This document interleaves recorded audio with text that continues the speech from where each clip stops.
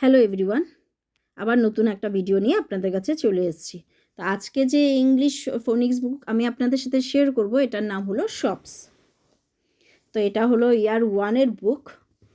তো এই বুকটা লেভেল 3, তার মানে আমার মেয়েকে এটা স্কুলের থেকে 1 সপ্তাহের জন্য দিয়েছে। এটা আবার 1 সপ্তাহ পরে এটা রিটার্ন করতে হবে। একসাথে দুটো বই দিয়েছে।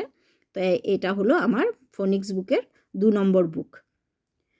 তো আগের ভিডিওতে আমি ইংলিশ ফোনিক্সের একটা বই শেয়ার করেছি, এটা হলো সেকেন্ড বুক।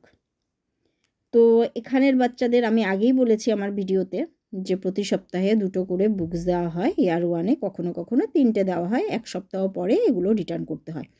আর একদম বুকসের দেখবেন ফোনিক্স বুকসগুলোর পেছনে কতগুলো কোশ্চেন থাকে, এগুলো বাচ্চারা ওরা দেখে যে বলে আর কি গার্জিয়ানকে যে আপনারা বাচ্চাদের সাথে এই কোশ্চেনগুলো ডিসকাস করবেন।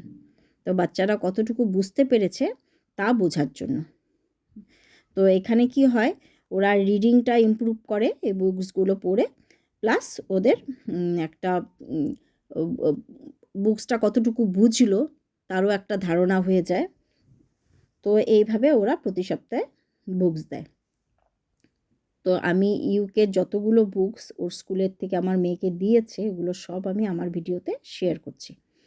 তো আজকে সেকেন্ড বুকটা ইংলিশ ফোনিক্সের এই অবধি। আবার নতুন ভিডিও নিয়ে আমি আপনাদের কাছে চলে আসব। সবাই ভালো থাকবেন, সুস্থ থাকবে। আবার আপনাদের সাথে দেখা হবে আমার নেক্সট ভিডিওতে।